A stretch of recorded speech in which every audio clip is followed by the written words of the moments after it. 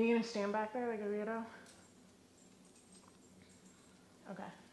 Hello friends, it is me, Anjali, and welcome to Tuesday Thoughts and Talk.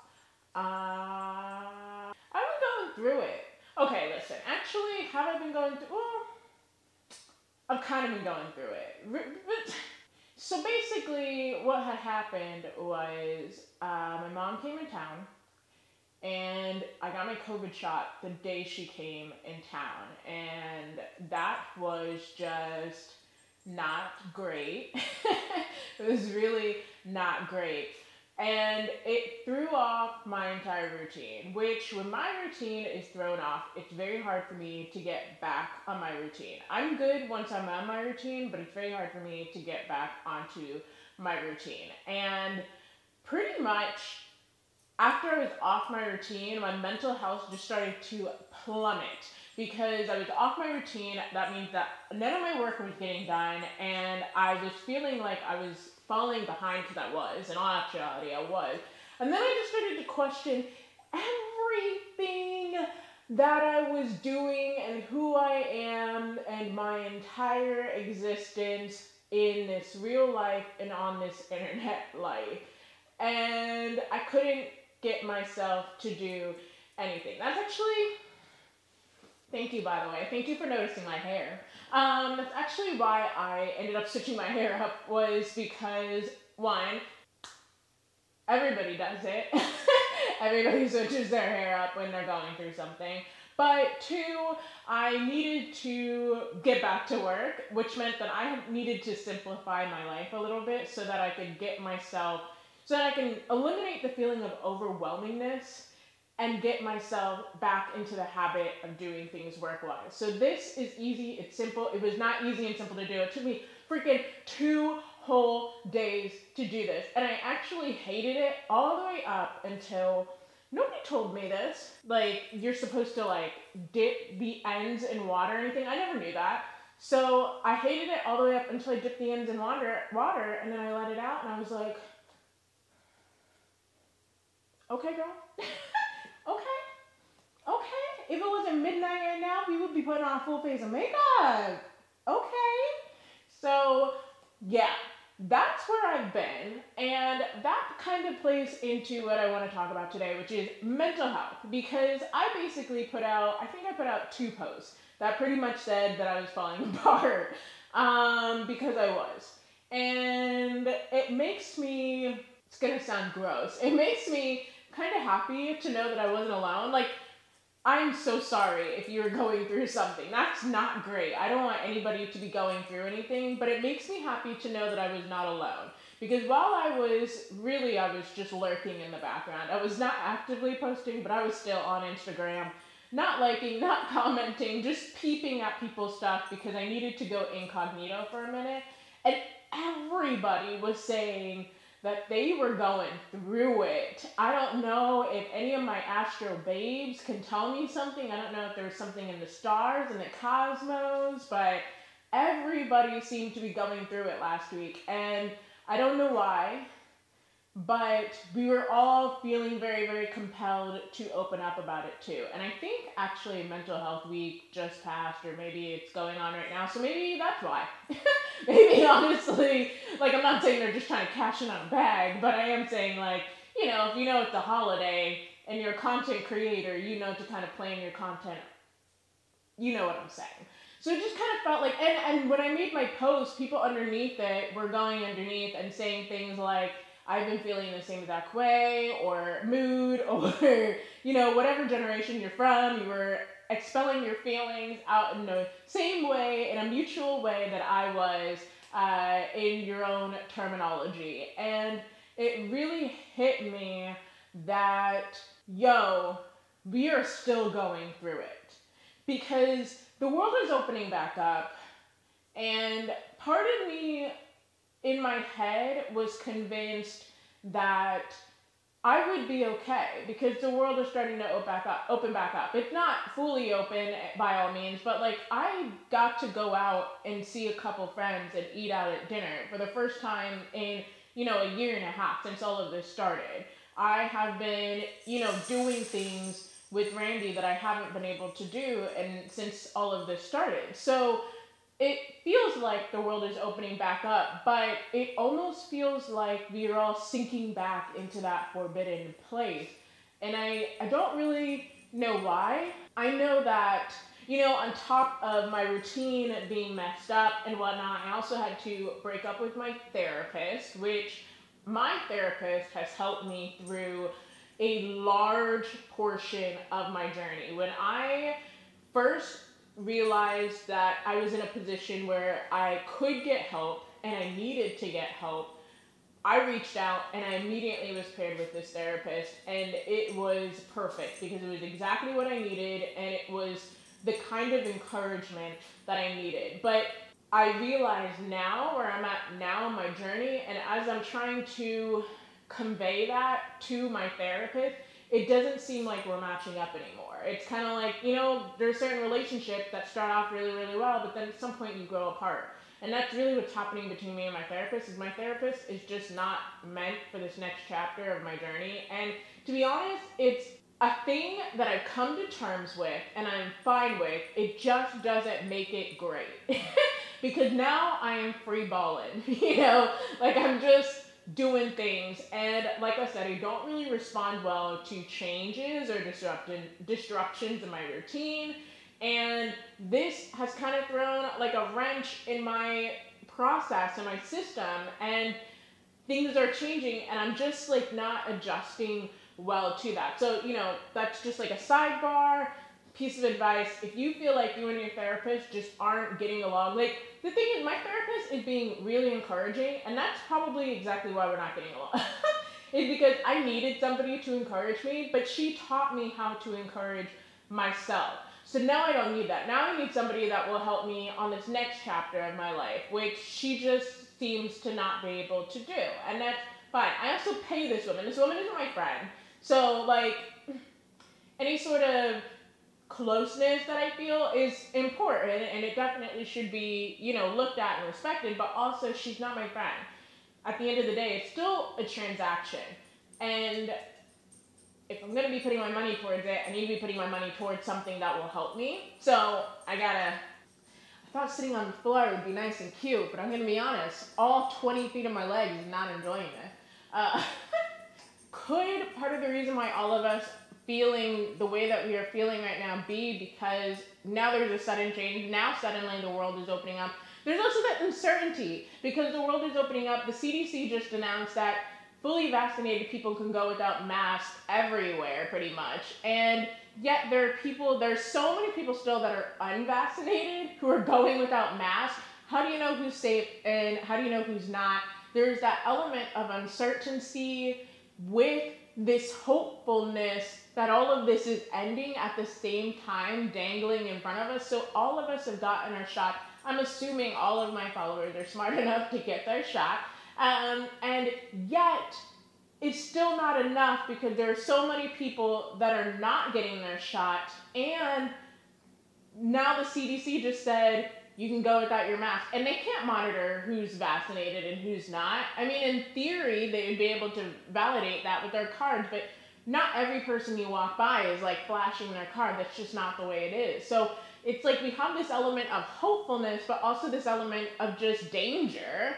And then it's still just, we also know this vaccination is not 100% effective.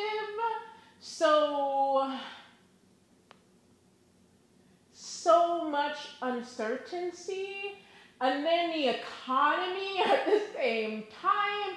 Like we are just in still a full-blown what the heck is going on-ing. And yeah, we've been doing this for what? Has it been 2 years, a year and a half, however long it's been? It's been too long for us to be doing this, especially when we could pretty much count on everything failing. At least my generation, we could pretty much count on everything failing. We got dangled just a little element of hope that this was going to end. And then it's not. At least not yet. And even for the most existential age group, generation, that is a lot. that is a lot to take on. I think about my little sisters and how they are going out into the world trying to get jobs. They're my baby sisters and my pride and joys. And they're out in this adult world and they're trying to get jobs, and they just feel this sense of pressure to live up to a certain standard, that existed pre-pandemic, but also existed just as an expectation for our age group. And they're constantly falling short. And I can see the toll that it takes on them. And then I think about everybody else in the world in the grand scheme of things. So whether you're working like a job that has a career or because they're working entry-level jobs, but they have college degrees. That's, my baby sister, she's on her way to getting her master's, and she just got an entry-level job, like a basic retail job. And it's like, what is everything that we're doing worth? And I can see that just starting to take its toll. All of us content creators, we are working so hard, and these algorithms, they're always demanding more and more and more and more and more, and giving us all these secret formulas for how we'll actually boost you in the algorithm. But it's also like, what are we doing all of this for? Everything just feels so perpetually worthless, but also so important.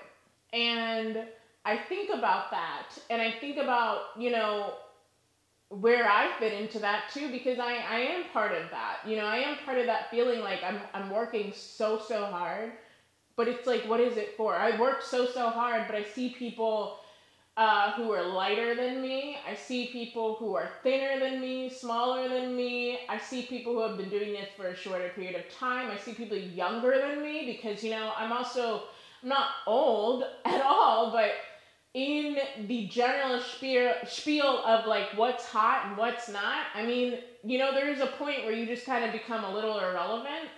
And most of the people my age that have been doing, all of this internet stuff, they are becoming irrelevant, and they're starting to just birth babies and have families because that's what they're gonna do. And I kind of feel that way too. It's like, I don't want to keep up with the latest trends. I'm quite frankly just feel a little too burnt out and old for that, And it's just, what is all of this for? What are we doing everything for? And I actually recorded a video, and I was going to queue it up for this week, but I think I'm going to put this video in place of it and just axe that video, because this all brings me to the point of that video is, what is your reason why? Why are you doing everything that you're doing? And I don't mean it in some weird existential way, but it's like, why? Because we can't be doing things anymore for some stupid reasons anymore. Because to be honest, not even stupid reason. The reason of survival is just getting harder and harder and harder to be a reason. You get what I'm saying? Like, it seems like it's getting harder and harder just to survive. And it seems more and more like a further and further away concept. So like doing things to survive, just at least in my brain, just doesn't resonate anymore. Because I'm like, well, honestly, probably gonna die anyway. And I don't mean that in like some depressive way, but it's just, if it's not the virus, it'll be starvation. If it's not starvation, it might be homelessness. It might be all of us are closer to the poor end, the destitute end of the spectrum than we are to this wealthier end. That's just, we needed a better reason why. And when I feel my worst, when I was going through this week where I was like, I feel so bad and I can't get myself to do anything, what made me feel worse was that I wasn't able to achieve my reason why. And my reason why, my own personal reason why, this doesn't have to be yours, my reason why is because I want to motivate people. I want to help people. And that is it. That is my reason why. That is why, even when I was working my stupid retail job at Macy's, I was okay. because at least I got to help people. It was so awesome when I got to help like girls find their first bras, women after their mastectomies get their, I don't think that was the right word, but you know what I'm saying, women after their surgeries, or just people in general find a proper fitting bra.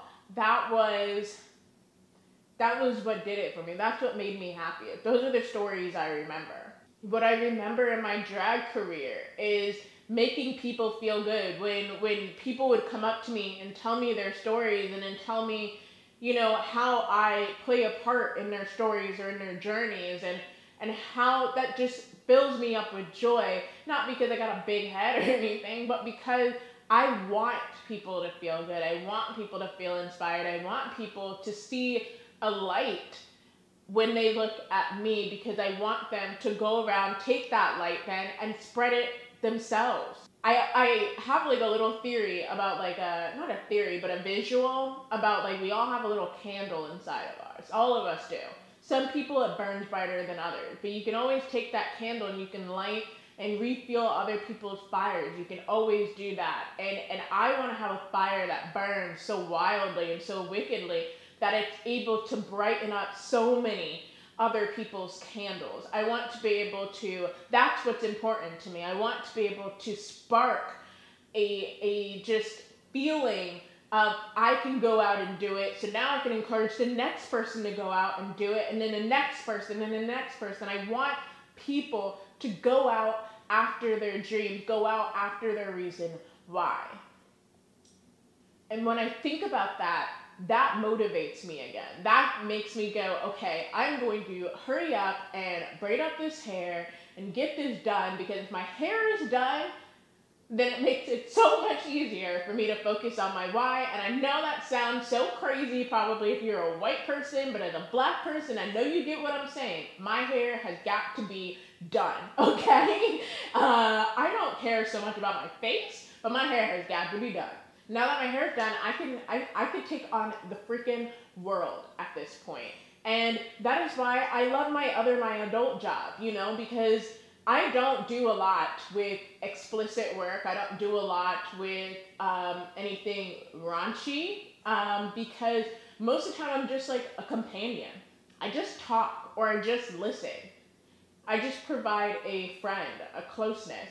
And I love that, because that gives people, sick people, people that might not get out as much, or people that are older and miss the golden days. We gotta be careful about that, but you know what I'm saying. I'm able to inspire them to feel that closeness again, to live that joy again, and to fall in love again, and that makes me feel good. It makes me feel good. If I could, I would be a professional helper, It makes me feel great to inspire other people. And you need to, in these moments when you're down, allow yourself to feel down. Because I think it's very important that we allow ourselves to feel our feelings, so that we can recognize them and learn how to honor them in the right way. But you also need to ask yourself your reason why, and let that fuel you. Because this whole world is going through so much stuff. And I don't, because I'm already a person of color on the internet with such a small platform, I don't want to get it buried. So I'm being very careful about what topics I discuss. But there's a lot of things happening politically in other countries and all over the world, as well as here. Okay? And the only thing we can do at this point is look out for ourselves so that we can look out for others. The only thing we can do at this point is remember that in order to have a collective, we need to have a little bit of an individual, which means that you need to take care of yourself. We need to have more open and honest conversations about the way that we're feeling, because if there's one thing I've learned in expressing the way that I'm feeling is that I am not alone. And I'm somebody who is hyper independent. I'm very much so like, you either cry in silence or you go and cry in your room. You do not cry out here for everybody to see.